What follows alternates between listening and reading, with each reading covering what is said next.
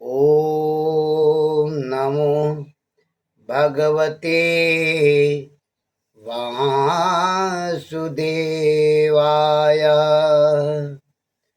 ॐ नमो भगवते वासुदेवाय।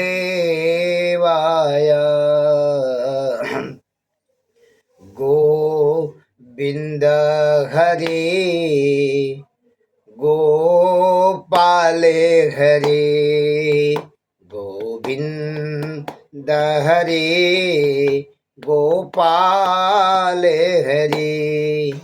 जय जय प्रभु दीना दयाल हरे।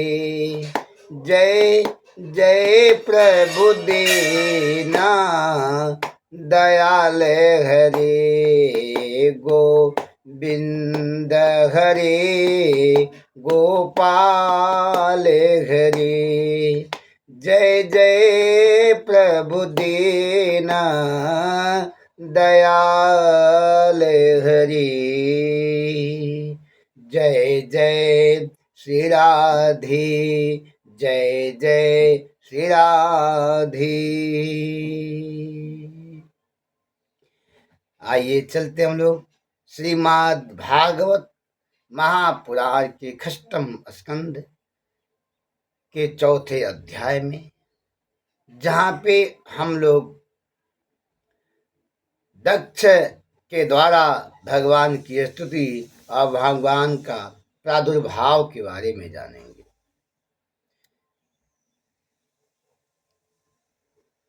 जय श्री राधे राधे राधे। सुखदेव जी ने कहा, यदा प्रजेत स पुत्रा 10 प्राचीन बहिर्यसः अन्ता समुद्रादुन्मग्ना दादृशुर्गद्वैर्भृताम्। सुखदेव जी महाराज स्वयंभू मनमंत्र में तृतीय स्कंद में सृष्टि वर्णन कर चुके हैं। राजा के सृष्टि वर्णन विस्तार से सुनने की इच्छा से पुनः प्रारंभ करते हैं। कहते हैं, हे राजन, सृष्टि का विस्तार दक्ष द्वारा जिस प्रकार हुआ उसे ध्यान पूर्वक सुनो। परीक्षित प्राचीन बरही राजा के यहाँ प्रचेता नामक 10 पुत्र उत्पन्न हुए। जब प्रचेता समुद्र से निकले तो उन्होंने देखा कि सारी पृथ्वी पर पेड़ आच्छादित हैं। यह देख कर प्रचेताओं को वृक्षों पर बहुत क्रोध हुआ। क्रोधवश अपने मुख से अग्नि और वायु को पैदा कर वृक्षों को जलाने लगे। यह देखकर वृक्षों के राजा चंद्रमा ने प्रकट होकर कहा, आप लोग प्रजा के रक्षक बनाए गए हैं। यह भगवान की सृष्टि है। इनसे लोगों की आजीविकाएं चलती हैं। इन्हीं से वनस्पत औषधियां का निर्माण होता है। फल पुष्प अन्न की रचना होती है, जिससे गौ महिष मनुष्यों का हित होता है। सभी प्राणियों में जड़ चेतन में ईश्वर हैं। इन पर क्रोध मत करो। ईश्वर सर्वत्र व्याप्त है। हरि व्यापक सर्वत्र समाना। ईशावसादमिदं सर्वं यज्जित गत्वाम जगतः। आपके पिता ने प्रजा सृष्टि के लिए आपको नियुक्त किया है, वृक्षों को जलाने के लिए नहीं। जो क्रोध को शांत करता है उससे भगवान प्रसन्न होते हैं। मनुष्य का सबसे बड़ा शत्रु अगर कोई है तो वह सिर्फ क्रोध है। अगर क्रोध को वह जीत लिया तो समझ संपूर्ण जगत को जीत लेगा। इसकी कन्या को पत्नी रूप में ग्रहण करो। वृक्ष के कन्या को पत्नी के रूप में ग्रहण करो। सोम ने प्रचेताओं का विवाह वार्ची यानी कि मारिसी कन्या से कराया। वार्ची हो सावरम कन्याम पत्नी तवे प्रति गृहतम। उन्हीं प्रचेताओं द्वारा उस कन्या के गर्भ से दक्ष की उत्पत्ति हुई। उन्होंने पहले मन से देवता, राक्षस, मानवादि की सृष्टि की। स्थूल आधार न मिलने से मन की सृष्टि टिकती नहीं। इसके बाद दक्ष ने सृष्टि वृद्धि के लिए हंस गुह्य स्त्रोत से भगवान की स्तुति की। इसमें 12 श्लोक हैं। स्तुति में कहा, भगवान आपका संकल्प सत्य है, आप सबके आदि स्मरण हैं। कामासक्त जीव आपके स्वरूप को नहीं देख सकते। आपको नमस्कार करता हूं। जैसे जीव और ईश्वर एक ही शरीर में रहती हैं, फिर भी जीव ईश्वर को नहीं जान पाता। फिर भी जीव ईश्वर को नहीं जान पाता। जिस प्रकार रूपादि विषय चतुरादि इंद्रियों को नहीं जान पाते, ऐसे दुर्यज्ञ महेश्वर को मैं प्रणाम करता हूं। हे भगवान, आप प्रदमा मायापति हैं और माया के नाना रूप धारण कर संपूर्ण विश्व में व्याप्त हैं। आप मुझ पर प्रसन्न हो। हे प्रभु, मैं आपके साकार निराकार स्वरूप को नमस्कार करता हूं। आप भक्तों के कल्याणार्थ नाना रूप धारण कर दर्शन देते हैं। आप मुझ पर प्रसन्न हो। सुखदेव जी कहते, हे राजन, इस प्रकार विंध्याचल के पास अगमरसर तीर्थ में दक्ष के सामने त्रिलोक सुंदर भगवान ने प्रकट हो गए।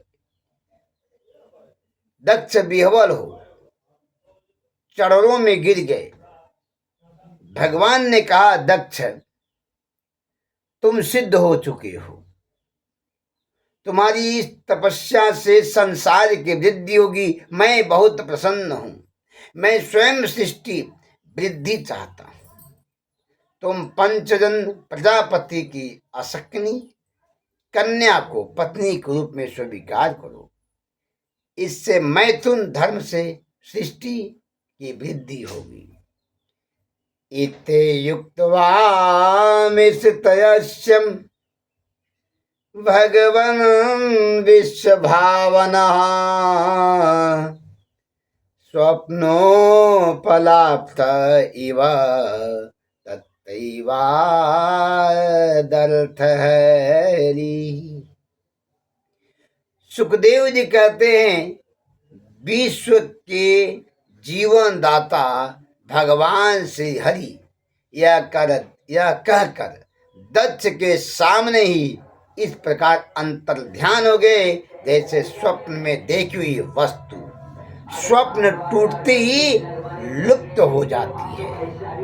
परमात्मा हर जगह है। उन्हें ढूंढने की आवश्यकता नहीं है। जहां इच्छा हो, मन से, प्रेम से, वाणी से उनका ध्यान करिए। और ध्यान करने के बाद अवश्य परमात्मा किसी न किसी रूप में आपके कार्यों में आपके साथ खड़े होकर के आपके कार्य को संपन्न कराते हैं। बस भगवान पे विश्वास करना सीख जाइए, परमात्मा आपके कार्य को अवश्य कराते हैं। इस दुनिया में किसी से कुछ मत कहिए। अगर कहना हो तो सिर्फ परमात्मा से कहिए, सिर्फ अपने घर के इष्ट देवता से कहिए। संसार कुछ आपको देगा नहीं। अगर देगा तो उसके पीछे उसका बहुत बड़ा स्वार्थ छिपा रहता है और उसी का वह फायदा उठाएगा। इसलिए हमेशा अपने दुख, अपना सुख, अपने जीवन की कार्यशैली अगर जो आपको शेयर करनी हो तो सिर्फ परमात्मा से करिए, अन्यथा किसी से नहीं। सब आप ही जैसा हैं, बशर्ते आप अपनी बात को कहते हैं, आप व्याकुल रहते हैं। और भगवत भक्त न व्याकुल होते हैं न परेशान होते हैं, वो अपने प्रभु से कहते आते हैं। कहते थे आप भी ऐसा करिए जैसे दक्ष ने भगवान की स्तुति किया, भगवान का प्रादुर्भाव हुआ, भगवान ने उनको दिशा निर्देश दिया और दक्ष वैसा करने लगे। ठीक इसी पर परमात्मा आपका भी सुनेंगे। यही है कि आप नर हो, नर के रूप में हो, भगवान भी आपको वैसे ही दर्शन देंगे। जय श्री राधे राधे राधे। कल आपको व्यास ज्ञान सरिता के माध्यम से कथा मिलेगी नारद जी के उपदेश दक्ष पुत्रों को। नारद जी का उपदेश दक्ष पुत्रों को, और दक्ष पुत्रों का हो गया वैराग्य, तथा नारद जी को दक्ष का शाप। इस कथा में हम लोग प्रवेश करेंगे। तब तक के लिए आप लोग भगवान का स्मरण करें। श्री कृष्ण गोविंद हरे मुरारी, हे नाथ नारायण वासुदेवा। श्री कृष्ण गोविंद हरे मुरारी, हे नाथ नारायण वासुदेव। जय जय श्री राधे।